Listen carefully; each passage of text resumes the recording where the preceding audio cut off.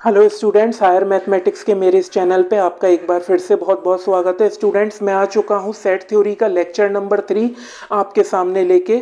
Students, आज हम discuss करेंगे सेट थ्योरी का most important topic Venn diagram के बारे में। और इसके अलावा आज हम ये भी डिस्कस करेंगे कि जो सेट थ्योरी पे ऑपरेशंस अप्लाइड होते हैं, जैसे कि दो सेट का यूनियन किस तरह से लिया जाता है, या दो सेट का इंटरसेक्शन किस तरह से लिया जाता है, या किसी भी सेट का कॉम्प्लीमेंट किस तरह से लिया जाता है, क्या होता है किसी भी सेट का कॉम्प्लीमेंट लेने का मतलब। तो इन सारी चीज़ों के बारे में आज के इस लेक्चर में हम डिस्कस करेंगे। स्टूडेंट्स, मैं आपको बता दूं, आज का लेक्चर देखने से पहले अगर आपको सेट थ्योरी के बारे में कोई भी बेसिक आइडिया नहीं है, जैसे कि सेट क्या होता है, सेट का रिप्रेजेंटेशन कैसे करते हैं, टाइप्स ऑफ सेट्स कौन से होते हैं, सिंगलटन सेट कौन सा होता है, एम्प्टी सेट कौन सा होता है, सब सेट्स कौन से होते हैं, तो मेरी आपसे रिक्वेस्ट है, अभी आप डिस्क्रिप्शन बॉक्स में जाइए। मैंने सेट के जितने भी पहले के लेक्चर्स हैं उन सब का लिंक मैंने उसमें दे रखा है। आप जाइए, पहले वो सारी चीज़ों को देखिए, समझिए, उसके बाद आप आज के लेक्चर पे मेरे आइए, ताकि आपको सारी चीज़ें बहुत अच्छे से क्लियर हो सकें। तो बिना टाइम वेस्ट किए स्टूडेंट्स डिस्कस करते हैं आज का लेक्चर। तो स्टूडेंट, आज का लेक्चर स्टार्ट करने से पहले एक मोस्ट इंपॉर्टेंट सेट है जिसके बारे में मैं आपको बताना चाहता हूं, और वो सेट का नाम है आपका यूनिवर्सल सेट। कौन सा सेट? Universal set. बहुत ही इंपॉर्टेंट सेट है। तो देखिए, यूनिवर्सल सेट। क्लियर है स्टूडेंट्स? Universal set. तो मैं आपको बता दूं, इस सेट को हमेशा कैपिटल यू से डिनोट करते हैं। कैसे डिनोट करते हैं? कैपिटल यू से। क्लियर है? अब देखो, अगर नॉर्मल भाषा में कहा जाए तो ये यूनिवर्सल सेट एक ऐसा सेट होता है जिसके अंदर सारे के सारे एलिमेंट्स आ जाएं, यानी कि बहुत बड़ा सेट। एक ऐसा सेट जिसके अंदर सारे के सारे एलिमेंट्स कैसे हो, इन्वॉल्व हो जाएं। ठीक है, लेकिन मैथमेटिकली इसको कैसे समझा जाएगा, इसके बारे में बात करते हैं। देखिए स्टूडेंट्स, ऐसा है, ये डिपेंड इस चीज पे करता है कि आप किस तरह के एलिमेंट्स पर काम कर रहे हो, या आप किस तरह के एलिमेंट्स को ऑब्जर्व कर रहे हो। ठीक है ना? आप जिस तरह के एलिमेंट्स को ऑब्जर्व कर रहे हो उनका एक पर्टिकुलर नेचर होगा। उस नेचर के सभी एलिमेंट्स को अगर एक सेट के अंदर डाल दिया जाए तो वो बन जाता है आपका यूनिवर्सल सेट। जैसे कि मैं एक एग्जांपल के थ्रू आपको समझाऊं। जैसे सपोज करो, मैंने एक सेट बनाया, सेट ऑफ रेशनल नंबर्स का। किसका? रेशनल नंबर्स का, जिसको कि हम क्यू से डिनोट करते हैं। क्लियर है? उसके बाद मैंने क्या करा, मैंने एक सेट बनाया, सेट ऑफ इर्रेशनल नंबर्स, जिसको कि हम क्यूसी से डिनोट करते हैं। मैंने आपको पिछले लेक्चर में ये सारी चीजें बताई थी। इसके अलावा मैंने एक सेट बनाया, सेट ऑफ इंटीजर्स का, सेट ऑफ इंटीजर्स का, जिसको कि हम जेड से डिनोट करते हैं। क्लियर है? जेड से। उसके बाद स्टूडेंट्स, मैंने एक सेट बनाया, सेट ऑफ नेचुरल नंबर्स का, सेट ऑफ नेचुरल नंबर्स, जिसको कि हम कैपिटल एन से डिनोट करते हैं। अब देखिए, हम किस तरह के एलिमेंट्स पे काम कर रहे हैं। हमने पहला सेट बनाया सेट ऑफ रेशनल नंबर्स का, यानी कि इस सेट में केवल रेशनल नंबर्स आएंगे।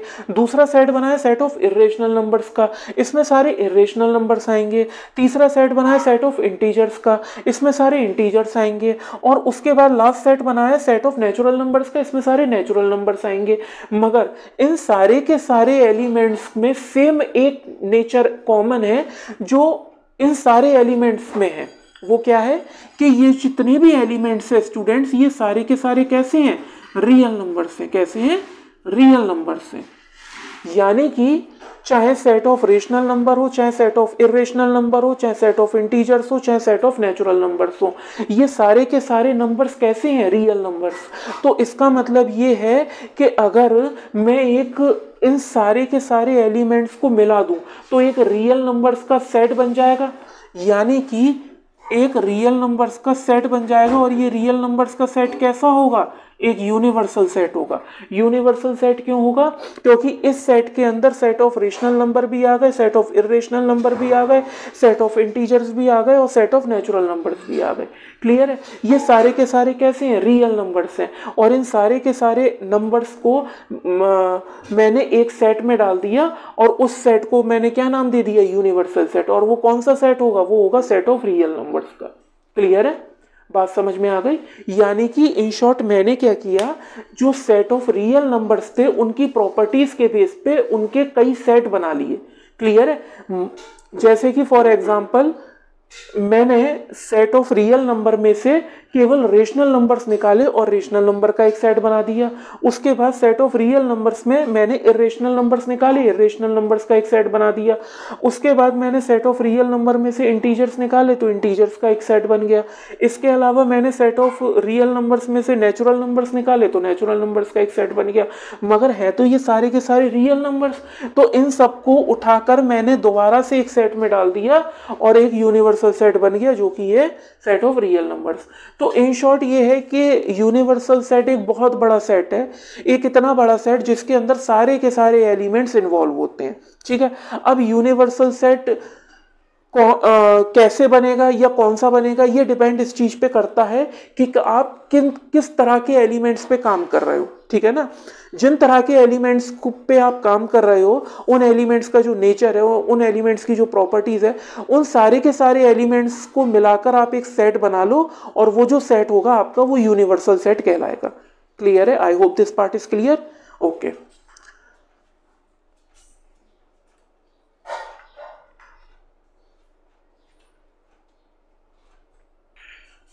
क्लियर है स्टूडेंट्स? अब देखिए, अब बात करते हैं वेन डायग्राम के बारे में। कौन से डायग्राम के बारे में? वेन डायग्राम के बारे में। तो देखिए स्टूडेंट्स,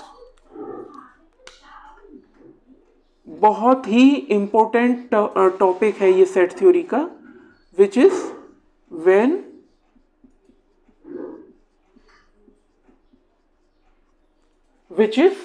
डायग्राम। क्लियर है? Which is Venn diagram. तो स्टूडेंट्स मैं आपको बता दूं, इसको सबसे पहले जो इंट्रोड्यूस कराया था वो कराया था जॉन वेन ने। किसने? जॉन वेन ने। सबसे पहले किसने इंट्रोड्यूस कराया था? जॉन वेन ने। तो इनके सरनेम से ही इसको हमने नाम दिया वेन डायग्राम। बहुत इंपॉर्टेंट टर्म होता है सेट थ्योरी का। क्लियर है? अब इसका यूज क्या है पहले आप इसको समझ लो।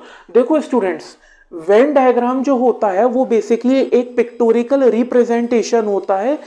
जो भी हम सेट थ्योरी में काम करते हैं, यानी कि जो भी हम सेट्स पे काम करते हैं, जो भी हम सेट्स पे ऑपरेशंस लगाते हैं, चाहे हम यूनियन का लगाएं, चाहे इंटरसेक्शन का लगाएं, चाहे हम किसी सेट का कॉम्प्लीमेंट लें, तो वो सारी की सारी जो चीज़ें होती हैं वो इस वेन डायग्राम के थ्रू ही रिप्रेजेंट होती हैं। तो ये क्या होता है? एक पिक्टोरिकल रिप्रेजेंटेशन होता है।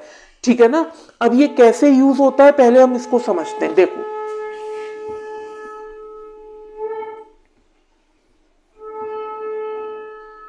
इसको हेडिंग को थोड़ा सा ऊपर डाल देते हैं।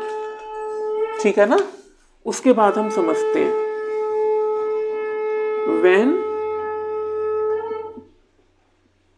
डायग्राम। क्लियर है? अब देखिए स्टूडेंट्स, ये जो वेन डायग्राम होता है, ये मैंने तो आपको ये बता दिया कि ये पिक्टोरिकल रिप्रेजेंटेशन होता है, यानी पिक्चर की फॉर्म में। मगर अब इसके साथ साथ हमें इसके कुछ और टर्म्स को भी पता लगाना जरूरी है। देखिए, इसमें जो यूनिवर्सल सेट होता है, कौन सा सेट? यूनिवर्सल सेट, जिसको कि हम यू से, कैपिटल यू से डिनोट करते हैं। ठीक है ना? वो रिप्रेजेंट होता है एक रेक्टेंगल की फॉर्म में। कैसी फॉर्म में? एक रेक्टेंगुलर फॉर्म में। ठीक है? और इसके अंदर हम क्या लिख देते हैं? Capital you. ये क्या है? ये एक पूरा यूनिवर्सल सेट है। ठीक है ना? यानी कि ये जो यूनिवर्सल सेट है, इसके अंदर इस सेट के सारे एलिमेंट्स इन्वॉल्व होंगे। क्लियर है? अब देखो, ये तो हो गया यूनिवर्सल सेट। अब ये जो यूनिवर्सल सेट के जितने भी पॉसिबल सबसेट होंगे, ठीक है, उनको हम डिनोट करते हैं सर्किल से। जैसे कि इफ ए, इसको थोड़ा नीचे लिख लेते हैं। देखिए, if A is a subset of universal set you. Clear है? तो इसको कैसे डिनोट करेंगे स्टूडेंट्स? इसको हम डिनोट करेंगे ऐसे, और इसको हम नाम दे देंगे ए। क्लियर है? अब ये जो ए है आपका, ये जो ए है जिसको हमने सर्किल से डिनोट किया है, ये सबसेट है इस यूनिवर्सल सेट का। तो ये जो ए है ना, ये इस यूनिवर्सल सेट के अंदर आएगा, जाहिर सी बात है इसका सबसेट है तो इसी के अंदर आएगा। तो इसको हम कैसे लिखेंगे अगर वेन डायग्राम की फॉर्म में लिखेंगे? तो स्टूडेंट्स इसको हम इस तरह से लिखेंगे, देखो ये तो हो गया यूनिवर्सल सेट जिसको रेक्टेंगुलर फॉर्म में हमने डिनोट किया ये वाला, और ए क्या है? इस यूनिवर्सल सेट का सबसेट। तो ये ए इसके अंदर आएगा, यानी कि ये ए जो है ये इसके अंदर आएगा, ठीक है। इसको ही हम कहते हैं वेन डायग्राम। क्या कहते हैं? When diagram. क्लियर है स्टूडेंट्स? ठीक है। तो ये क्या है? ये एक पिक्चर की फॉर्म में रिप्रेजेंटेशन है। ये एक पूरा यूनिवर्सल सेट है और इसके अंदर इसी यूनिवर्सल सेट का सबसेट आ गया जिसको हमने सर्किल से डिनोट किया है। क्लियर है? अब थोड़ा सा आगे चलते हैं, ठीक है। अब देखिए स्टूडेंट्स, वेन डायग्राम अभी आपको और अच्छे से समझ में आएगा जब हम सेट थ्योरी में जो सेट पे कुछ ऑपरेशंस अप्लाइड होते हैं वो हम वेन डायग्राम के थ्रू समझेंगे, ठीक है ना। तो ये और ज्यादा अच्छे से आपको क्लियर होगा, ठीक है। अब देखिए अगले टॉपिक पे चलते हैं। देखिए स्टूडेंट्स, अब हम बात करते हैं ओवरलैपिंग ऑफ अ सेट्स के बारे में। किसके बारे में? Overlapping of sets. क्लियर है? अब सवाल ये उठता है कि सर ओवरलैपिंग ऑफ सेट्स क्या होता है? तो देखो स्टूडेंट्स, नाम से ही आपको पता लग रहा है ओवरलैपिंग। ओवरलैपिंग का मतलब है एक दूसरे के ऊपर, यानी कि सपोज कीजिए दो सेट्स आपको दे रखे हैं ए और बी, और वो दोनों सेट्स एक दूसरे के ऊपर चढ़ जाएं, ठीक है, उसको हम कहते हैं ओवरलैपिंग। ठीक है, एक एग्जांपल लेते हैं, उससे आपको ज्यादा क्लियर हो जाएगा कि ओवरलैपिंग ऑफ सेट्स कहते किसको है। देखिए सपोज कीजिए आपको एक सेट दे रखा है ए, क्लियर है। अब इसके अंदर एलिमेंट्स हैं 2, 3 और 4, ठीक है। एक सेट आपको और दे रखा है बी। अब इसके अंदर एलिमेंट्स मान लीजिए मैंने ले लिए 4, 5 और 6।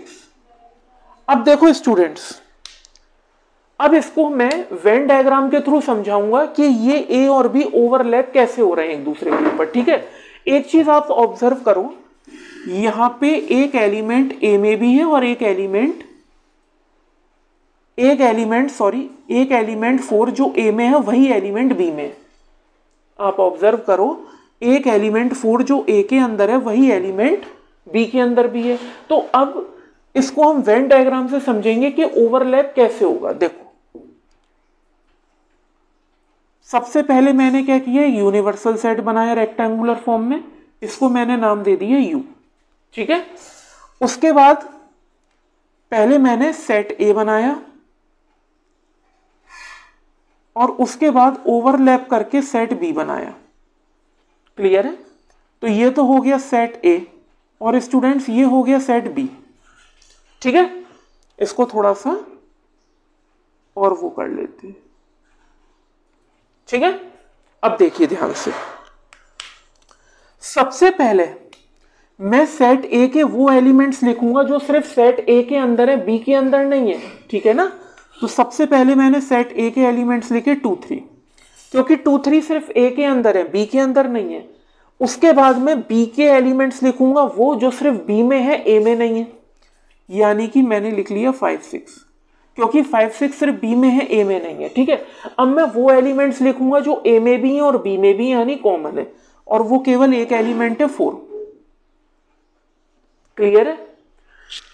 तो हमने देखा कि ये जो दोनों सेट हैं ये एक दूसरे के ऊपर चढ़े हुए हैं, ठीक है। मगर एक चीज और है, ये जो दोनों सेट्स हैं ये एक दूसरे के ऊपर कब चढ़े? जब ए सेट और बी सेट दोनों में सेम एलिमेंट था, एटलीस्ट एक एलिमेंट ऐसा था जो ए में भी था और बी में भी था, तभी ये पॉसिबल हो सका कि जो सेट ए है और बी है वो एक दूसरे के ऊपर ओवरलैप हो जाए, ठीक है। तो ये कब पॉसिबल होगा?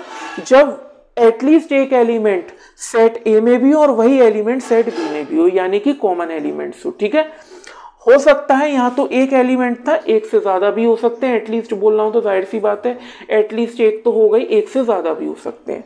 तो ये होता है आपका ओवरलैपिंग ऑफ सेट्स। क्लियर है? अब दूसरे सेट्स के बारे में बात करते हैं, which is disjoint sets. Which is disjoint sets. देखिए, अब दूसरे सेट्स के बारे में बात करते हैं जिनको हम कहते हैं डिसजॉइंट सेट्स। देखो स्टूडेंट्स, नाम से पता लग रहा है डिसजॉइंट का मतलब है अलग अलग, मतलब जो जॉइंट ना हो आपस में। ठीक है ना? अब जाहिर सी बात है अगर दोनों जॉइंट नहीं हो रहे हैं तो दोनों के अंदर जो एलिमेंट्स हैं वो डिफरेंट होंगे, यानी कि कोई भी एलिमेंट दोनों में सेम नहीं होगा। ठीक है ना? दोनों में अलग अलग एलिमेंट्स होंगे। जैसे मान लो मैंने एक सेट ले लिया, इसके अंदर एलिमेंट्स हैं 2, 3 और 4, और एक सेट मैंने बी ले लिया, इसके अंदर एलिमेंट्स हैं 5, 6 और 7। अब ये मुझे बताइए कि सेट ए के अंदर और सेट बी के अंदर ऐसा कोई एलिमेंट है जो कॉमन हो? नहीं है। तो जब कॉमन एलिमेंट नहीं है तो ये ओवरलैप तो हो नहीं सकता, अभी इससे पहले मैंने बताया था। ठीक है ना? तो ये दोनों सेट्स कैसे कहलाएंगे? ये दोनों सेट कहलाएंगे डिसजॉइंट, यानी कि अलग अलग, जो जॉइंट नहीं हो सकते। तो अब इसको वेन डायग्राम से चेक कर वेन डायग्राम में देखते हैं कि डिसजॉइंट कैसे होंगे। देखिए, मैंने क्या करा, मैंने सबसे पहले तो रेक्टेंगुलर बनाया जो कि एक यूनिवर्सल सेट है, और उसके बाद में मैंने सेट ए बनाया और सेट बी बनाया। ठीक है? अलग अलग क्यों बनाए? अलग अलग इसीलिए बनाए क्योंकि जो एलिमेंट सेट ए में है वो बी में नहीं है, जो बी में है वो ए में नहीं है। क्लियर है? तो देखो, सेट ए के अंदर एलिमेंट्स कौन से हैं? 2, 3, 4, और सेट बी में 5, 6, 7। क्लियर है? तो ये दोनों अलग अलग सेट्स हैं, तो ये कहलाएंगे डिसजॉइंट सेट्स। वेन डायग्राम में इसको कैसे रिप्रेजेंट करते हैं ये मैंने आपको दिखा दिया। क्लियर है? अब देखिए स्टूडेंट्स, अब हमने बात कर ली ओवरलैपिंग ऑफ सेट्स के बारे में और डिसजॉइंट ऑफ सेट्स के बारे में। ठीक है? अब हम बात करते हैं सबसेट्स के बारे में। किसके बारे में? सबसेट्स के बारे में। देखिए,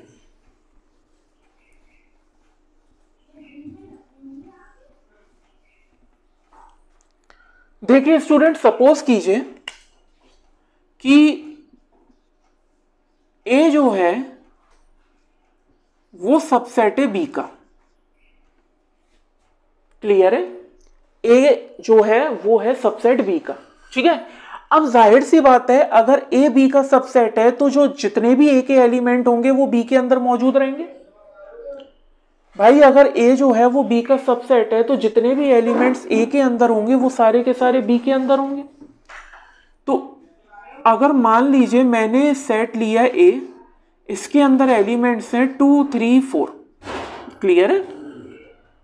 और ए जो है वो सबसेट है बी का, तो बी के अंदर जो एलिमेंट्स हैं स्टूडेंट्स वो हैं 2, 3, 4, 5 और 6। ठीक है? क्लियर है? अब यहां पे ए जो है वो बी का सबसेट है, तो ए के अंदर एलिमेंट्स हो गए 2, 3, 4 और बी के अंदर हो गए 2, 3, 4, 5, 6, यानी कि बी के अंदर 2 एलिमेंट ज्यादा हैं ए के कंपैरेटिवली। ठीक है ना? अब देखिए इसको वेन डायग्राम से कैसे रिप्रेजेंट करते हैं ये मैं आपको बताता हूं।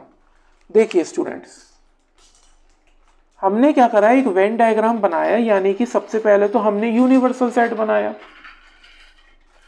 ठीक है? उसके बाद में मैंने क्या करा, अब देखो यहां पे ए जो है वो बी का सबसेट है, तो बी बड़ा है, जाहिर सी बात है। तो सबसे पहले मैंने क्या करा, जो बी सबसेट है वो बनाया। ठीक है? ये हो गया आपका बी। अब ए जो है वो बी का सबसेट है, तो जो ए है वो मैंने बी के अंदर बनाया। ये हो गया ए। ठीक है? अब देखो, अब सबसे पहले तो मैं क्या करूंगा, सेट ए के एलिमेंट्स लिखूंगा। ठीक है ना? ये जो सेट ए है सबसे पहले तो मैं इसके एलिमेंट्स लिखता हूं। तो देखिए 2, 3, 4। अब ध्यान से समझना है स्टूडेंट्स, ये जो 3 एलिमेंट्स हैं ये ऑलरेडी बी के अंदर है। ठीक है ना? ये जो 3 एलिमेंट्स हैं 2, 3, 4 ये ऑलरेडी बी के अंदर है। अब 2 3 4 के अलावा और जो एलिमेंट्स है अब हम वो लिखते हैं जो ए के अंदर नहीं है, सिर्फ बी के अंदर है, ठीक है ना। तो वो हो गए आपके 5 और 6। बात समझ में आ गई। अब देखिए एक बार और समझिए, ए बी का सबसेट था, ठीक है। ए के अंदर एलिमेंट थे 2 3 4। अब ए बी का सबसेट है तो जाहिर सी बात है बी के अंदर भी 2 3 4 तो होंगे, मगर उसके अलावा 2 एलिमेंट्स और है 5 6, ठीक है। अब सबसे पहले मैंने क्या करा, एक यूनिवर्सल सेट यू बनाया।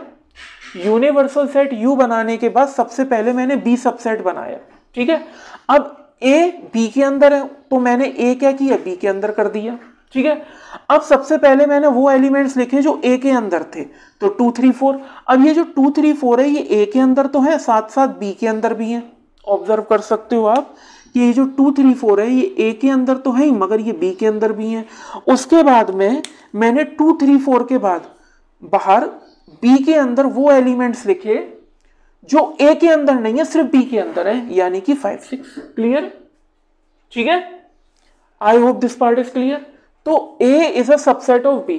अब अगर इसका उल्टा कर दें हम, अगर हम इसका उल्टा कर दें, B is a subset of A करते हैं,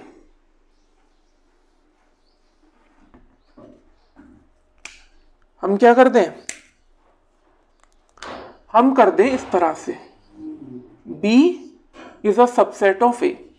तो यहां पे देखिए स्टूडेंट, अब यहां पे B जो है वो A का पार्ट है, तो B के अंदर एलिमेंट्स मान लो मैंने लिख लिए 1 2 3, और जो A है उसके अंदर जाहिर सी बात है 1 2 3 तो आएंगे ही आएंगे। इसके अलावा 4 5 दो एलिमेंट्स और लिख लिए। चलो अब इसको वेन डायग्राम से कैसे डिनोट करेंगे, जैसे अभी किया था, ठीक है ना। तो देखो ये तो हो गया आपका यूनिवर्सल सेट। अब देखो सबसे पहले मैं A लिखूंगा, जो A सबसेट है वो लिखूंगा, और B जो है इस A के अंदर है तो फिर मैं B लिखूंगा इसके अंदर। अब देखो सबसे पहले मैं वो एलिमेंट्स लिखूंगा जो B के अंदर है, यानी कि मैंने लिखे 1 2, इसको है थोड़ा रेड पेन से लिखते हैं, देखिए 1 2 3। अब ये जो 1 2 3 एलिमेंट्स हैं ये B के अंदर तो है ही, एक सेकेंड, ये जो है आपका ये तो हो गया सेट ए, और इस सेट ए के अंदर B है जो A का सबसेट है, तो ये हो गया आपका B, ठीक है ना। मैं लिखना भूल गया था। तो देखिए स्टूडेंट, सबसे पहले तो मैं वो एलिमेंट्स लिखूंगा जो B के अंदर है, यानी कि 1 2 3 मैंने लिख दिए। अब ये जो 1 2 3 है ये B के अंदर तो है ही, साथ साथ A के अंदर भी आप देख सकते हो, ठीक है। अब मैं वो एलिमेंट्स लिखूंगा जो A के अंदर है, B के अंदर नहीं है। तो देखो A के अंदर कौन से एलिमेंट्स हो गए, 4 और 5। तो A के अंदर जो है वो 4 और 5। क्लियर है। तो आप देखिए कि A के अंदर 4 5 भी है और 1 2 3 भी है, मगर जो B है उसके अंदर सिर्फ 1 2 3 है, 4 5 नहीं है, ठीक है। तो इसको हम कहते हैं वेन डायग्राम, ठीक है ना। तो अब जितने भी हम सेट थ्योरी पे काम कर रहे हैं, जितने भी चीजें हम सेट थ्योरी में कर रहे हैं, वो सारी की सारी मैं आपको वेन डायग्राम के थ्रू रिप्रेजेंट कर रहा हूं। क्लियर है। अब देखिए ये तो हो गया स्टूडेंट्स वेन डायग्राम के बारे में। मैंने आपको ओवरलैपिंग ऑफ अ सेट्स बता दिया, मैंने आपको डिसजॉइंट सेट्स बता दिया, मैंने आपको सबसेट्स बता दिया कि भाई जब A B का सबसेट होगा तो वेन डायग्राम कैसे बनेगा, जब B A का सबसेट होगा तो वेन डायग्राम कैसे बनेगा, ठीक है। अब स्टूडेंट्स हम डिस्कस करते हैं ऑपरेशंस जो कि सेट्स पे अप्लाई होते हैं, ठीक है ना। कौन कौन से ऑपरेशन होते हैं, एक होता है यूनियन ऑफ सेट्स, एक होता है इंटरसेक्शन ऑफ सेट्स, और एक होता है किसी भी सेट का कॉम्प्लीमेंट, ठीक है। तो सबसे पहले हम डिस्कस करते हैं यूनियन के बारे में। तो देखिए स्टूडेंट्स,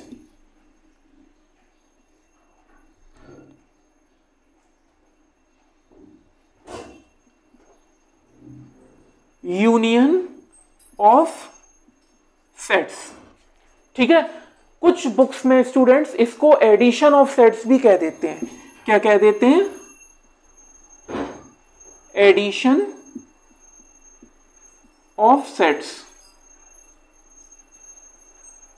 अब देखिए स्टूडेंट्स, अब ये जो मैंने वर्ड यूज किया है एडिशन, इससे आप कंफ्यूज मत हो जाइएगा। एडिशन का मतलब ये नहीं है कि आपको दो सेट दे रखे हैं और दोनों के एलिमेंट्स को आपने ऐड कर दिया, ये मतलब नहीं है। एडिशन का मतलब ये है कि अगर आपको दो सेट दे रखे हैं तो दोनों सेटों के एलिमेंटों को मिलाकर आपने एक नया सेट बना दिया, ठीक है। यूनियन का मतलब भी यही है और एडिशन का मतलब भी यही है। तो एडिशन का यहाँ पे मतलब सेट के अंदर जो एलिमेंट्स हैं उनका एडिशन नहीं है, बल्कि जो सेट के अंदर एलिमेंट्स दे रखे हैं उन सारे एलिमेंट्स को मिलाकर एक नया सेट आपने जनरेट कर दिया, ठीक है। अब सवाल ये उठता है कि सेट के एलिमेंट्स को मिलाकर नया सेट बनाया कैसे जाएगा, यानी कि ये जो यूनियन का ऑपरेशन है ये लगाया कैसे जाएगा। तो अब हम इसी के बारे में डिस्कस करते हैं पहले, ठीक है ना। देखिए स्टूडेंट्स, ये मैं आपको सबसे पहले एक वेन डायग्राम के थ्रू समझाता हूं, ठीक है ना, उससे आपको ज्यादा अच्छे से क्लियर होगा। देखो सपोज करो आपने एक सेट ले रखा है जिसके अंदर एलिमेंट है 2, 3 और 4, ठीक है। उसके बाद आपने एक सेट और ले लिया, इसके अंदर मान लीजिए आपने एलिमेंट डाल दिया 4, 5 और 6, ठीक है। अब देखिए ओवरलैपिंग तो हो रही है, क्यों? क्योंकि एक एलिमेंट दोनों में कॉमन है 4 और 4, तो ओवरलैपिंग तो होगी। तो सबसे पहले तो इसका वेन डायग्राम बनाते हैं, ठीक है ना। देखिए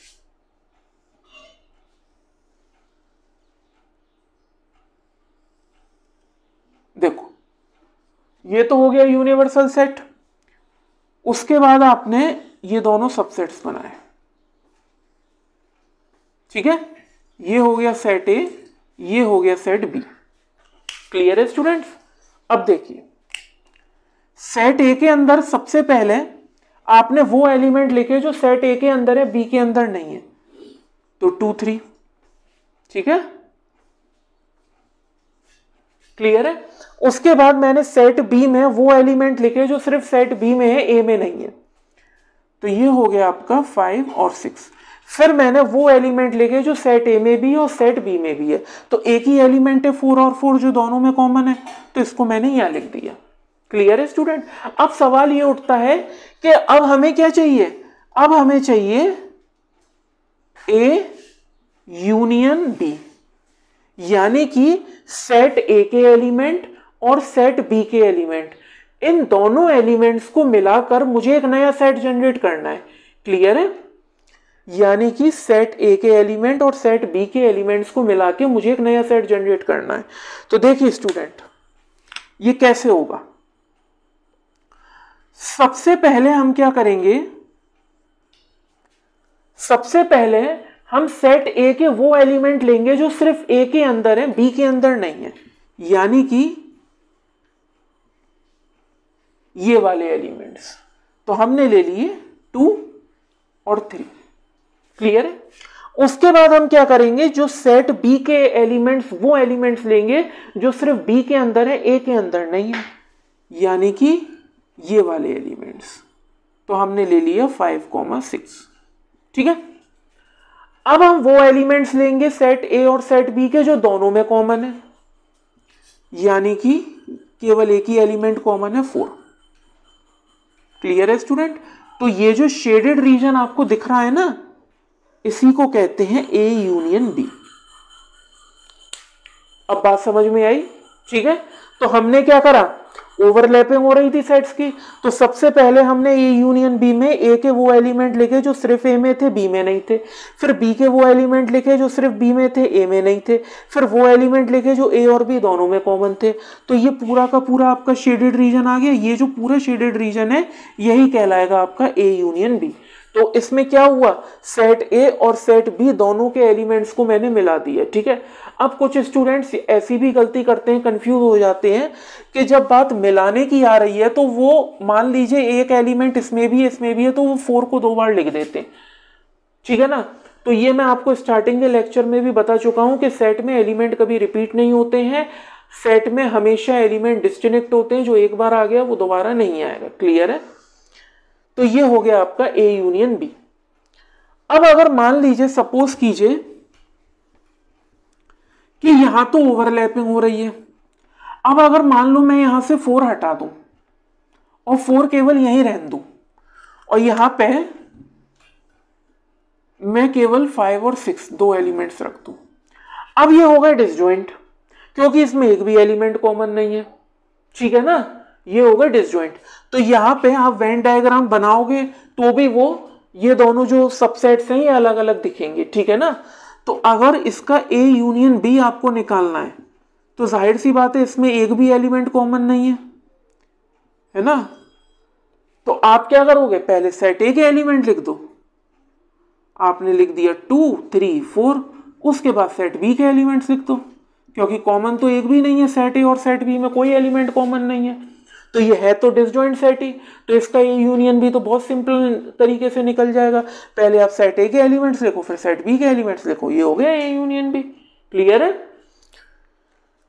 ठीक है स्टूडेंट्स। अब देखिए, अब ये तो बात हो गई यूनियन ऑफ सेट्स की, तो ये मैंने आपको बता दिया कि भाई यूनियन ऑफ सेट्स क्या होते हैं, ठीक है ना।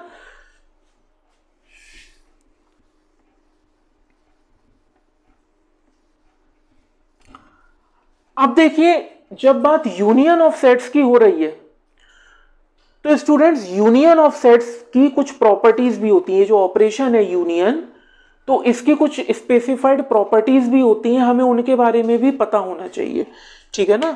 तो अब हम डिस्कस करते हैं प्रॉपर्टीज ऑफ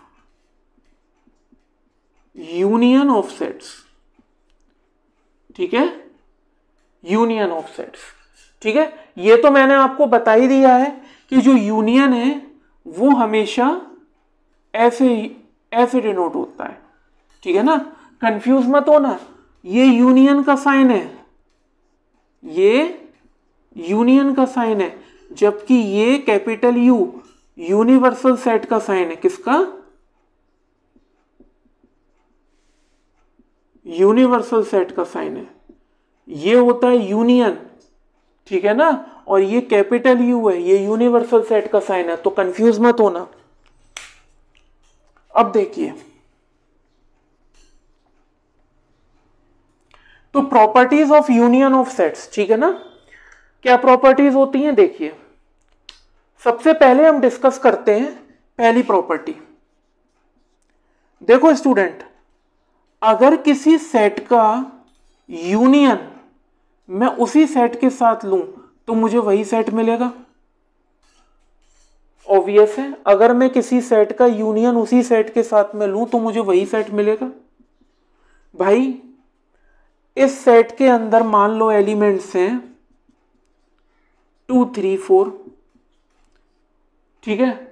अब मैं क्या करूं, मैं इस सेट का यूनियन इसी सेट के साथ ले लूं, यानी कि 2 3 4 जो सेट है इसका यूनियन 2 3 4 के साथ ले लूं, तो इसके अंदर 2 3 4 ही तो आएंगे,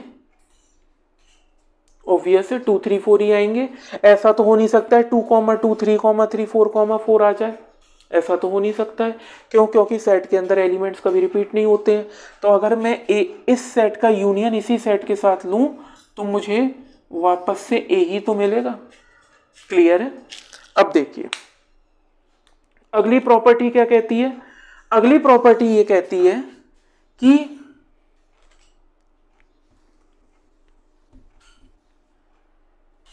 अगली प्रॉपर्टी ये कहती है कि अगर मैं दो डिफरेंट सेट्स का यूनियन लूं, यानी कि ए यूनियन बी लूं, तो वो बराबर होगा बी यूनियन ए के। क्लियर है? अगर मैं ए यूनियन बी लूं तो वो बराबर होगा बी यूनियन ए के। अब इसको थोड़ा वेन डायग्राम से समझते हैं तो ज्यादा अच्छे से क्लियर हो जाएगा।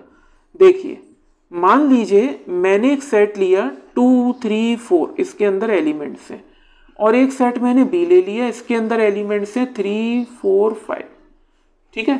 अब स्टूडेंट्स देखिए यहाँ पे ओवरलैपिंग हो रही है सेट की, क्योंकि 3 4 इसमें भी है 3 4 इसमें भी है। तो अगर मैं वेन डायग्राम बनाऊंगा यहाँ पे,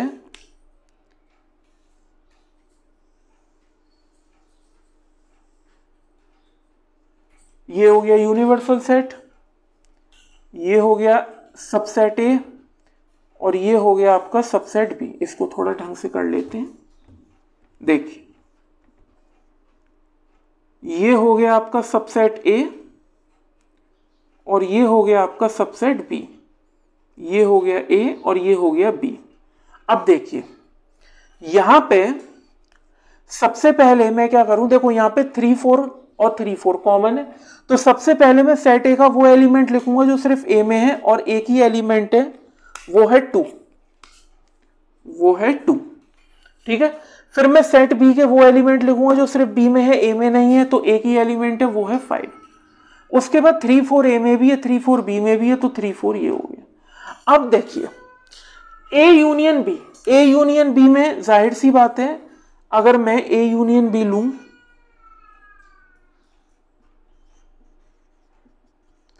तो देखो सबसे पहले तो वो एलिमेंट मैंने लिया जो सिर्फ ए के अंदर है, बी के अंदर नहीं है।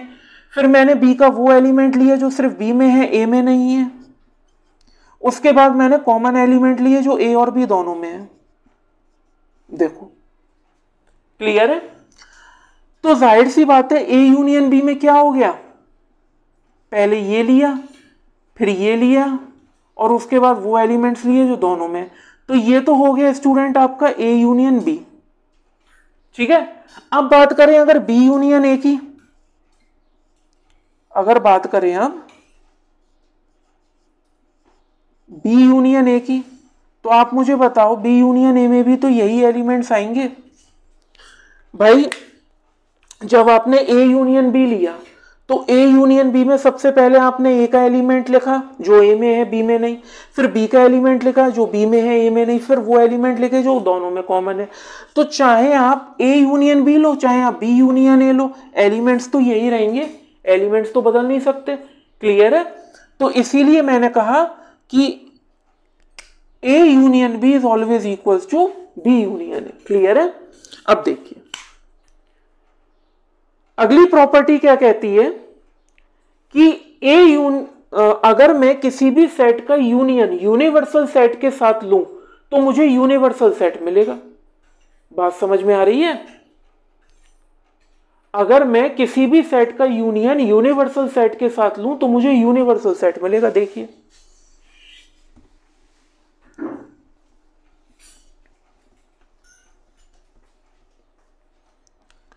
प्रॉपर्टी क्या कहती है कि मान लो मुझे एक सेट दे रखा है और इस सेट का मैं यूनियन लूं यूनिवर्सल सेट के साथ तो मुझे यूनिवर्सल सेट मिलेगा। क्लियर? अब देखो ये कैसे मिलेगा, ये इसको समझो पहले। मान लो मैंने एक वेन डायग्राम बनाया और ये हो गया यूनिवर्सल सेट और ये हो गया इसका यूनिवर्सल सेट का एक सबसेट। क्लियर है? अब ए यूनियन यूनिवर्सल सेट, तो देखो ए के एलिमेंट्स तो स्टूडेंट्स ये रहे। ठीक है, जो ए के एलिमेंट्स हैं वो तो ये रहे। ठीक है, और उसके बाद अब एक चीज ध्यान से समझो, यहां पे ये जो सेट ए है ये सबसेट है इस पूरे यूनिवर्सल सेट का, तो जो सेट ए के अंदर एलिमेंट है वो भी तो यूनिवर्सल सेट के एलिमेंट्स हैं। जो सेट ए के अंदर एलिमेंट है वो भी यूनिवर्सल सेट के अंदर इन्वॉल्व है और जो सेट ए के बाहर जो एलिमेंट्स हैं वो भी यूनिवर्सल सेट में इन्वॉल्व है।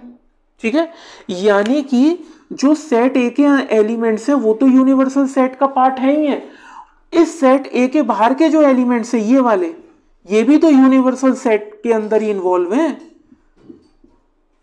ठीक है, तो आप क्या करोगे, आप पहले सेट ए के एलिमेंट्स लोगे, ठीक, फिर उसका यूनियन पूरे यूनिवर्सल सेट के साथ लोगे। यानी आप पहले सेट ए के एलिमेंट्स लोगे और उसके बाद सेट ए के बाहर के जो एलिमेंट्स है जो सेट ए के अंदर इन्वॉल्व नहीं है फिर आप उनको एलिमेंट्स को लोगे, तो वो क्या हो गया, वो पूरा आपका यूनिवर्सल सेट ही तो हो गया। हुआ कि नहीं हुआ? भाई आप एक बात बताइए, सबसे पहले आप सेट ए के एलिमेंट्स लेंगे, ठीक है, फिर ये जो सेट ए के एलिमेंट्स है ये तो यूनिवर्सल सेट के अंदर ही इन्वॉल्व है, फिर सेट ए के बाहर के एलिमेंट्स लेंगे वो भी यूनिवर्सल सेट में इन्वॉल्व है, तो ये क्या हो गया, ये आपका पूरा का पूरा एक यूनिवर्सल सेट ही तो बन गया। तो ये कह ही रहा है कि A union U is equals to U, यानी कि A union universal set equals to universal set. Clear है? चलिए, उसके बाद स्टूडेंट्स एक लास्ट प्रॉपर्टी और है, वो भी मोस्ट इंपॉर्टेंट प्रॉपर्टी है कि अगर आप किसी भी सेट का यूनियन एम्प्टी सेट के साथ लोगे तो आपको वही सेट मिलेगा। और ये ऑब्वियस है। क्यों भाई? सीधी सी बात है, एक सेट आपने बनाया, उसके अंदर एलिमेंट्स थे 2 3 4, और यूनियन कौन सा सेट होता है? एम्प्टी सेट, एक भी एलिमेंट जिसमें नहीं होता। और उस तो ये जो सेट ए है, इसका यूनियन आपने एक खाली सेट के साथ ले लिया। अब जाहिर सी बात है, यूनियन का मतलब क्या होता है कि जितने भी एलिमेंट्स का आप यूनियन ले रहे हो उन सारे जितने भी सेट्स का आप यूनियन ले रहे हो उन सारे के सारे सेट्स के एलिमेंट्स को कंबाइंड करके नया सेट बनाना। अब इस सेट के अंदर तो 3 एलिमेंट्स हैं और ये सेट जो है खाली है, तो इन दोनों का यूनियन क्या होगा? यही सेट तो होगा। तो 2 3 और 4, तो वापस क्या आ गया? अब वापस ए ही तो आ गया। क्लियर है? तो यहां पे सेट ए का यूनियन एम्प्टी सेट के साथ लिया तो आपको वापस से वही सेट मिल गया। तो ये जो स्टूडेंट्स 4 प्रॉपर्टीज मैंने आपको बताई हैं, ये चारों की चारों प्रॉपर्टीज कहलाती हैं आपकी properties of union of sets, यानी कि जो सेट पे अप्लाइड होने वाला ऑपरेशन है यूनियन, उनकी प्रॉपर्टीज। क्लियर है? अब बात करते हैं इंटरसेक्शन ऑफ सेट्स के बारे में। तो देखिए,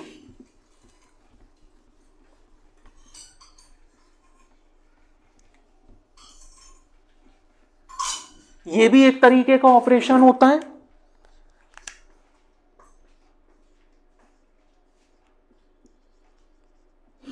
इंटरसेक्शन ऑफ सेट्स।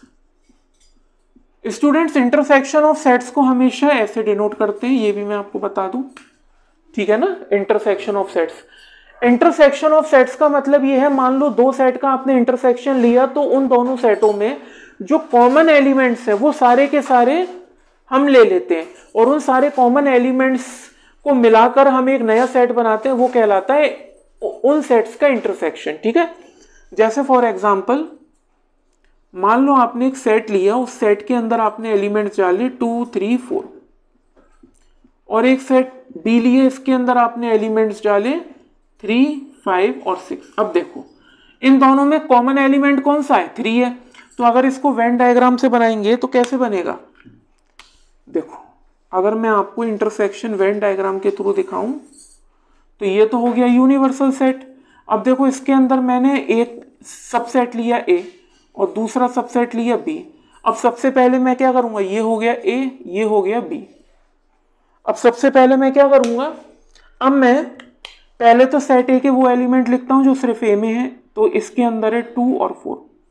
फिर मैं सेट बी के एलिमेंट्स लिखता हूं जो सिर्फ बी में है, तो ये हो गया 5 और 6। ठीक है? इसमें 2 3 हो गया, इसमें नहीं है, इसमें 5 6 हो गया, इसमें नहीं है। अब वो एलिमेंट्स लिखता हूं जो ए और बी दोनों में कॉमन है, तो एक ही एलिमेंट है, वो है 3, तो 3 यहां पे लिख दो।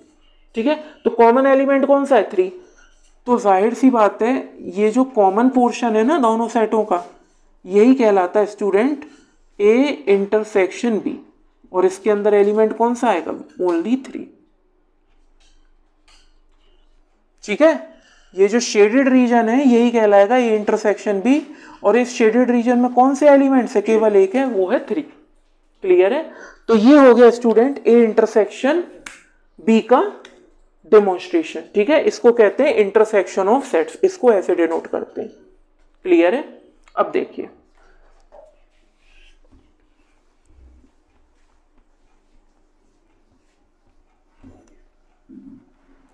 अब अगर सपोज कीजिए कि आपने 2 सेट्स लिए और दोनों में एक भी एलिमेंट कॉमन नहीं है, जैसे कि मान लो आपने 2 सेट्स लिए, हेडिंग भी डाल देंगे इंटरसेक्शन ऑफ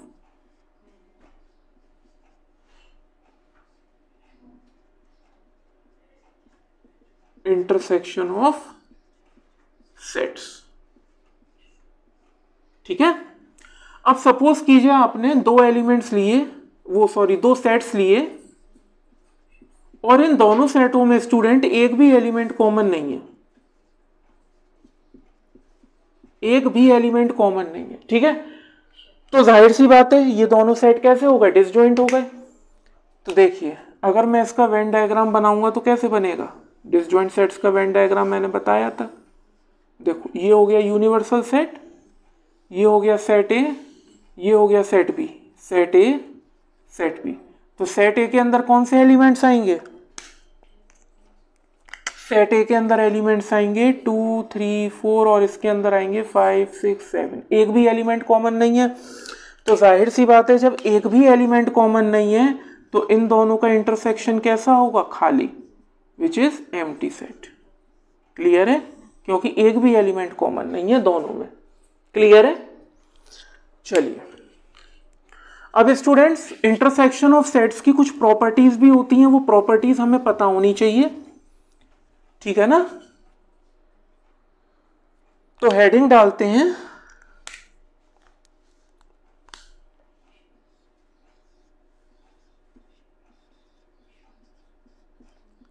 प्रॉपर्टीज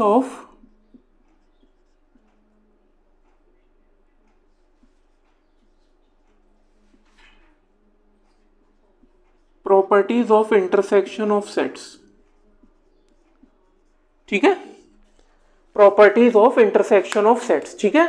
देखिए सबसे पहली प्रॉपर्टी कौन सी होती है इसको समझते हैं। देखिए अगर आप कोई भी सेम सेट का इंटरसेक्शन उसी सेट के साथ लोगे तो आपको वही सेट मिलेगा, और ये ऑब्वियस है भाई, जाहिर सी बात है। अगर किसी सेट के अंदर सेम एलिमेंट है 2 3, ठीक है ना, अगर किसी सेट के अंदर एलिमेंट है 2 3 तो इस सेट का अगर आप इंटरसेक्शन इसी सेट के साथ में ले लो तो कॉमन एलिमेंट्स क्या है, 2 3 है, तो जाहिर सी बात है आपको वही सेट मिलेगा वापस, ठीक है ना, आपको वही सेट मिलेगा वापस। तो ये हो गई पहली प्रॉपर्टी, ठीक है। अब बात करते हैं दूसरी प्रॉपर्टी के बारे में। तो देखिए दूसरी प्रॉपर्टी कहती है कि अगर आप किसी भी सेट का इंटरसेक्शन दूसरे सेट के साथ लो, यानी कि अगर मैं ए इंटरसेक्शन बी लेता हूं तो वो इक्वल होगा बी इंटरसेक्शन ए के, ये भी कॉमन है भाई। जाहिर सी बात है अगर मान लो कि ए एक सेट है उसके अंदर एलिमेंट है 2 3 और बी एक सेट है उसके अंदर एलिमेंट है 3 4, तो आप चाहे ए इंटरसेक्शन बी करो और चाहे आप बी इंटरसेक्शन ए करो,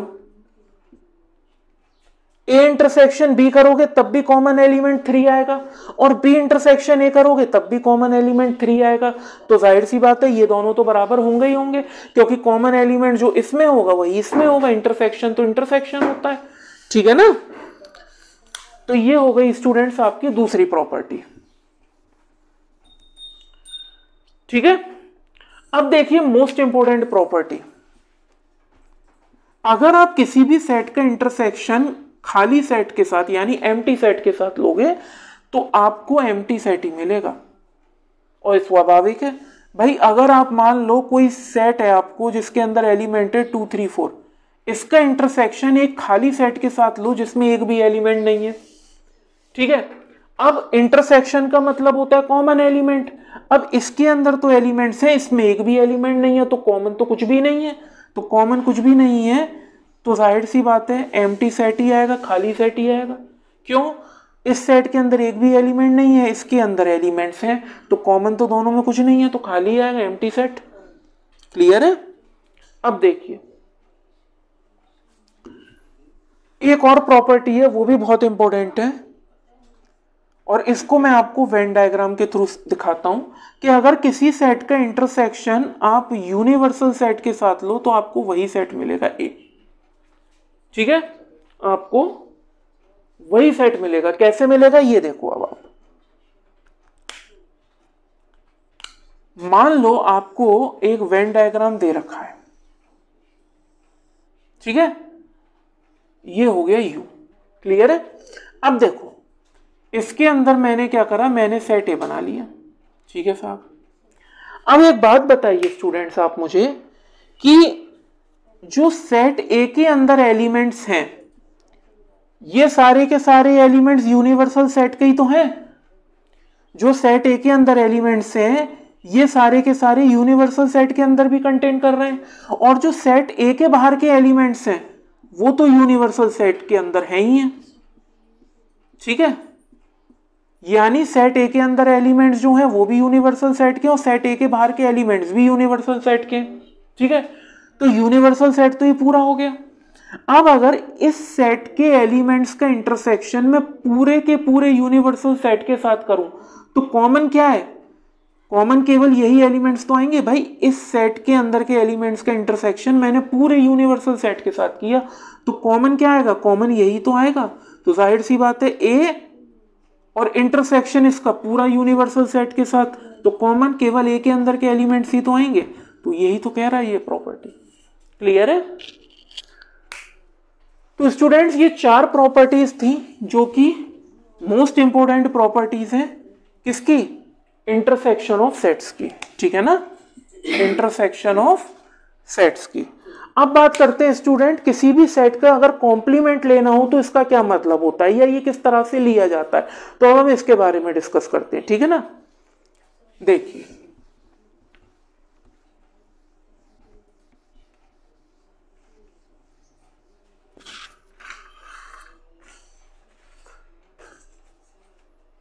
देखिए स्टूडेंट्स, कॉम्प्लीमेंट्स ऑफ सेट की अगर मैं बात करूं तो ये क्या होता है,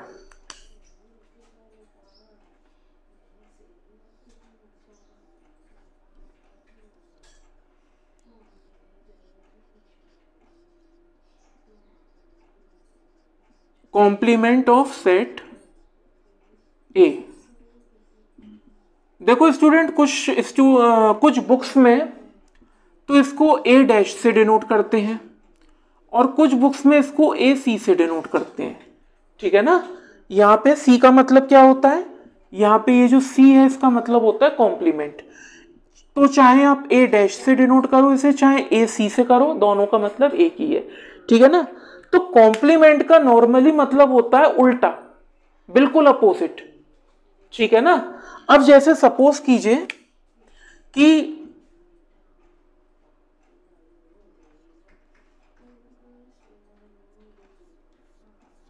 ए जो है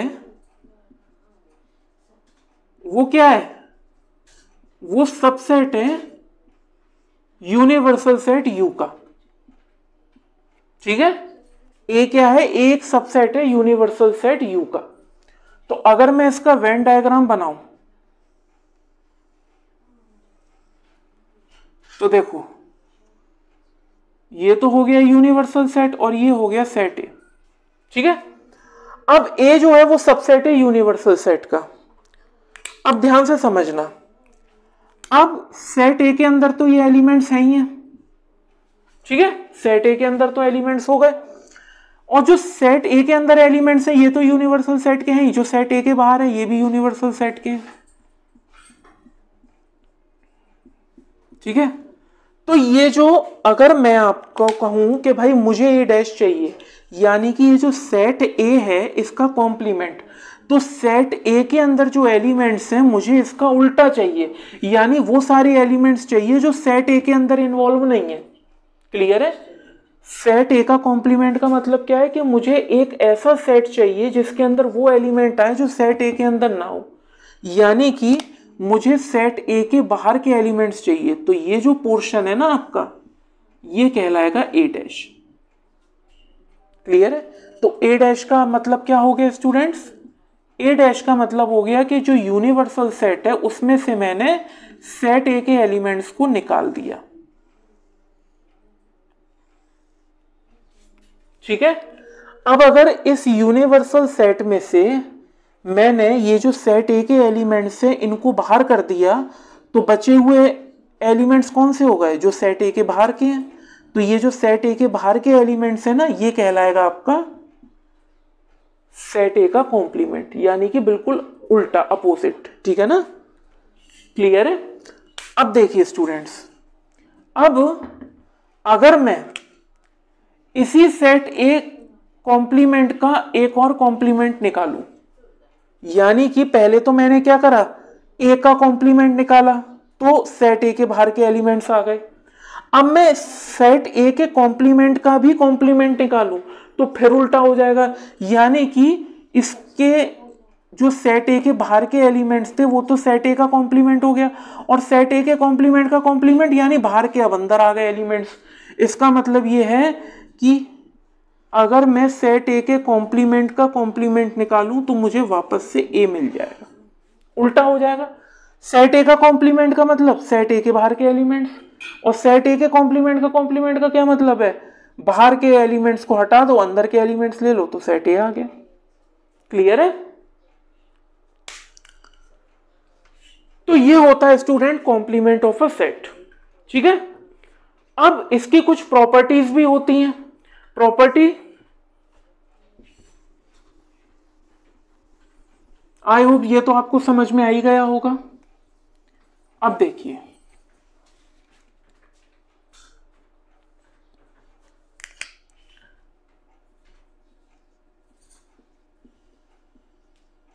properties of complement of set A, यानी properties of complement of set A. ठीक है, अब देखिए पहली प्रॉपर्टी तो मैंने आपको बताई दी। पहली प्रॉपर्टी कौन सी थी कि अगर किसी सेट के कॉम्प्लीमेंट का आप कॉम्प्लीमेंट लो तो आपको वही सेट मिलेगा। ठीक है, किसी भी सेट के कॉम्प्लीमेंट का कॉम्प्लीमेंट लोगे तो आपको वही सेट मिलेगा। बस आप ये समझ लो कॉम्प्लीमेंट का मतलब होता है अपोजिट। ठीक है, कॉम्प्लीमेंट का मतलब क्या होता है, कॉम्प्लीमेंट का मतलब होता है अपोजिट, उल्टा। ठीक है ना, यानी कि अगर आपने एक यूनिवर्सल सेट U बनाया और उसके अंदर आपने एक सबसेट लिया, तो जाहिर सी बात है ए का कॉम्प्लीमेंट का मतलब इस सेट ए के बाहर के एलिमेंट्स, और ए कॉम्प्लीमेंट के कॉम्प्लीमेंट का मतलब बाहर के एलिमेंट्स को हटा दो, अंदर के एलिमेंट्स, यानी कि जो बाहर के एलिमेंट्स है ये तो कहलाएंगे कॉम्प्लीमेंट। और अगर ए कॉम्प्लीमेंट का कॉम्प्लीमेंट हमने निकाला तो बाहर के एलिमेंट्स को हटा दो, अंदर के एलिमेंट्स डाल दो, तो ये कहलाएगा आपका ए। क्लियर है? तो ये हो गई पहली प्रॉपर्टी। उसके बाद बात करते हैं दूसरी प्रॉपर्टी के बारे में, वो भी बहुत इंपॉर्टेंट है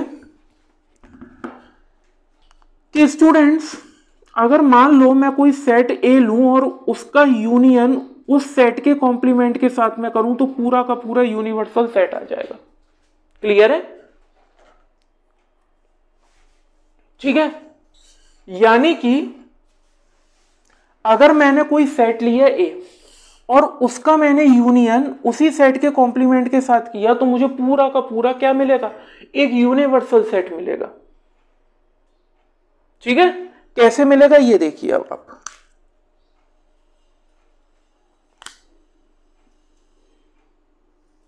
मान लो मुझे एक वेन डायग्राम दे रखा है, ठीक है, और ये हो गया आपका सेट ए। अब ध्यान से समझना, इस सेट ए का कॉम्प्लीमेंट क्या होगा, इस सेट के बाहर के एलिमेंट्स, यानी कि ये वाले एलिमेंट्स, ये वाले एलिमेंट्स, ये वाले एलिमेंट्स होंगे। तो ये तो हो गया आपका कॉम्प्लीमेंट ऑफ ए। ठीक, अब सेट ए के बाहर के एलिमेंट्स तो हो गए सेट ए का कॉम्प्लीमेंट, और इस सेट ए के कॉम्प्लीमेंट का यूनियन आपने सेट ए के एलिमेंट्स के साथ में ले लिया, यानी इसके एलिमेंट्स के साथ में, तो जाहिर सी बात है आपको पूरा यूनिवर्सल सेट मिल जाएगा। तो यही तो कह रहा है, यानी कि सबसे पहले आपने सेट ए लिया, उसके एलिमेंट्स लिए और उसका यूनियन सेट ए के कॉम्प्लीमेंट के साथ लिया। अब सेट ए के कॉम्प्लीमेंट क्या है, सेट ए के बाहर के एलिमेंट्स, तो इस कॉम्प्लीमेंट का यूनियन सेट ए के साथ लोगे तो पूरा यूनिवर्सल सेट ही तो मिलेगा आपको। क्लियर है? अब देखिए तीसरी प्रॉपर्टी किसे कहते हैं, इसके बारे में समझते हैं। देखिए स्टूडेंट्स, अगर मान लीजिए आपने यूनिवर्सल सेट का कॉम्प्लीमेंट लिया तो क्या आएगा, एम्प्टी सेट। और अगर एम्प्टी सेट का कॉम्प्लीमेंट लोगे तो यूनिवर्सल सेट। मैंने अभी आपको क्या कहा, कॉम्प्लीमेंट का मतलब होता है उल्टा, ठीक है, यानी कि जो एलिमेंट जिस सेट में, उस सेट का कॉम्प्लीमेंट का मतलब वो एलिमेंट्स आएंगे जो उस सेट में इन्वॉल्व नहीं करते। देखो यूनिवर्सल सेट, इसका मतलब है एक ऐसा सेट जिसमें सारे एलिमेंट्स इन्वॉल्व हैं। अगर यूनिवर्सल सेट का कॉम्प्लीमेंट लोगे तो वो सेट आएगा जिसमें एक भी एलिमेंट इन्वॉल्व नहीं है, तो एम्प्टी सेट हो गया। और एम्प्टी सेट जो बिल्कुल खाली सेट है उसका यूनियन लोगे तो जाहिर सी, सॉरी, आपने सबसे पहले क्या करा, आपने यूनिवर्सल सेट का कॉम्प्लीमेंट लिया, ठीक है ना। तो यूनिवर्सल सेट क्या है, एक ऐसा सेट जिसके अंदर सारे एलिमेंट्स इन्वॉल्व हैं, ठीक है। तो जिसके अंदर सारे एलिमेंट्स इन्वॉल्व हैं, अगर उसका कॉम्प्लीमेंट लोगे तो क्या होगा, अपोजिट, एक ऐसा सेट जिसमें एक भी एलिमेंट इन्वॉल्व नहीं है, ये रहा, ठीक है। और अगर आपने एम्प्टी सेट का कॉम्प्लीमेंट लिया, यानी कि एम्प्टी सेट क्या होता है, एक ऐसा सेट जिसके अंदर एक भी एलिमेंट नहीं है, तो एम्प्टी सेट का कॉम्प्लीमेंट लोगे तो उसका अपोजिट होगा, यानी कि पूरा का पूरा यूनिवर्सल सेट, एक ऐसा सेट जिसमें सारे एलिमेंट इन्वॉल्व हैं, ये रहा। तो कॉम्प्लीमेंट का मतलब ही होता है बेसिकली अपोजिट, क्लियर है। तो ये तो मैंने आपको बता दिया, ठीक है। अब एक ऑपरेशन और रह गया है डिफरेंस का, एक ऑपरेशन और है लास्ट, वो है डिफरेंस ऑफ टू सेट्स, ठीक है। और ये हमें पता है कि डिफरेंस हमेशा दो सेट्स के ही बीच में निकाला जा सकता है, ठीक है। ऐसा तो हो नहीं सकता है कि आप तीन सेट का डिफरेंस निकाल लो। नंबरों में भी जब आप डिफरेंस निकालते हो तो दो नंबरों का ही निकालते हो। ऐसा तो होगा नहीं कि आपने कहा भाई 2 - 5 - 7 का डिफरेंस बताओ, ऐसा तो हो नहीं सकता। तो देखिए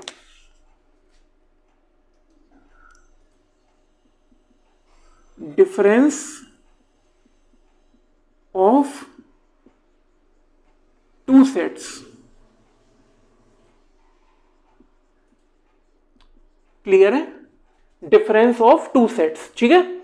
अब देखिए बहुत सिंपल है, इसको मैं वेन डायग्राम से आपको समझाता हूं। मान लो एक सेट दे रखा है आपको, उसके अंदर एलिमेंट्स है 3, 4, 5, ठीक है। और बी एक सेट दे रखा है, इसके अंदर एलिमेंट्स है मान लीजिए 4, 5 और 6, ठीक है। अब देखिए 4, 5 इसमें भी है, 4, 5 इसमें भी है, तो सेम एलिमेंट्स हैं। तो अब इसको थोड़ा वेन डायग्राम से समझते हैं कि कैसे निकालते हैं डिफरेंस। देखो ये हो गया आपका यूनिवर्सल सेट, ये हो गया सेट ए, और ये हो गया सेट बी। सेट ए ये रहा, सेट बी ये रहा। अब देखो सेट ए के अंदर कौन से एलिमेंट है जो सिर्फ ए में है, बी में नहीं, केवल एक ही है, वो है 3। सेट बी में ऐसे कौन से एलिमेंट है जो सिर्फ बी में है, ए में नहीं, तो ये हो गया आपका 6। और ऐसे एलिमेंट्स कौन से हैं जो 4, जो ए और बी दोनों में है, ये हो गया आपका 4 और 5, ठीक है। अब मुझे क्या निकालना है, मुझे सबसे पहले निकालना है a - b, a - b। इसका मतलब क्या है, इसका मतलब ये है कि मैं केवल इसमें a के एलिमेंट्स इन्वॉल्व करूंगा, यानी ओनली a - b का क्या मतलब है, ओनली a, केवल a, यानी केवल a के एलिमेंट्स आएंगे, b के एलिमेंट्स भी नहीं आएंगे, ठीक है ना, केवल a के एलिमेंट्स। अब देखो ध्यान से, ओनली ए का मतलब क्या है, केवल ए के एलिमेंट्स। उसका रीजन क्या है, मैंने 4, 5 क्यों हटाए, मैंने 4, 5 इसीलिए हटाए क्योंकि हमें ये तो दिख रहा है कि 4, 5 सेट ए के अंदर इन्वॉल्व है, मगर इसके साथ स्टूडेंट्स ये भी देखो कि 4, 5 बी में भी इन्वॉल्व है, तो वो बी का भी हिस्सा है, ए का तो हिस्सा है, बी का भी हिस्सा है। और a - b का मतलब है ओनली ये, हमें केवल a के एलिमेंट्स चाहिए, b के नहीं चाहिए, इसीलिए मैंने वो एलिमेंट हटा दिए जो b में भी हैं, ठीक है। यानी कि 4, 5 a के अंदर तो है, साथ में b में भी हैं, और हमें चाहिए केवल a के एलिमेंट्स, तो इसमें चाहेगा केवल और केवल 3, ठीक है। वहीं पे अगर मैं b - a निकालूं, तो देखो b माइनस ए का क्या मतलब है, ओनली b, केवल b, यानी केवल b के एलिमेंट्स चाहिए। तो अब इसमें आप एक चीज ऑब्जर्व करो कि 4 5 जो है वो b में तो है मगर साथ में a में भी है, तो b में क्या है, केवल b में केवल एक एलिमेंट बचता है, वो है 6। ठीक है, तो ये होता है आपका difference of two sets. Clear है? I hope this part is clear. चलिए अब स्टूडेंट्स, मैंने आज आपको वेन डायग्राम के बारे में बताया, मैंने सेट्स पे अप्लाई होने वाले ऑपरेशंस को वेन डायग्राम से कैसे रिप्रेजेंट किया जाता है ये बताया। जो ऑपरेशंस होते हैं उनकी कुछ स्पेसिफाइड प्रॉपर्टीज होती हैं, उन प्रॉपर्टीज को डिस्कस किया। वो प्रॉपर्टीज भी वेन डायग्राम के थ्रू मैंने आपको रिप्रेजेंट करी कि ये प्रॉपर्टी आखिर कैसे सेटिस्फाई हो रही है। ठीक है, अब इसके बाद जो मेरा अगला लेक्चर आएगा वो कार्टेशियन प्रोडक्ट ऑफ सेट्स में आएगा, यानी कि दो सेट्स अगर आपको दे रखे हैं तो उसका कार्टेशियन प्रोडक्ट कैसे होता है। हमने अब तक नंबर्स का प्रोडक्ट करना सीखा, इसके अलावा हमने वेक्टर्स का प्रोडक्ट करना सीखा, जैसे क्रॉस प्रोडक्ट, डॉट प्रोडक्ट, थोड़ा और बड़े हुए तो मैट्रिसेस का प्रोडक्ट करना सीखा। तो उसी तरीके से अब हम सीखेंगे कि अगर आपको दो सेट्स दे रखे हैं तो उसका प्रोडक्ट कैसे होता है। ठीक है ना? तो उससे पहले मैं आपसे रिक्वेस्ट करूंगा कि अगर आपने मेरे अब तक जो लेक्चर्स हैं उनको नहीं देखा है तो आप पहले जाके उन सारे लेक्चर्स को देखें। सेट थ्योरी के डिस्क्रिप्शन बॉक्स में मैंने लिंक दे रखा है।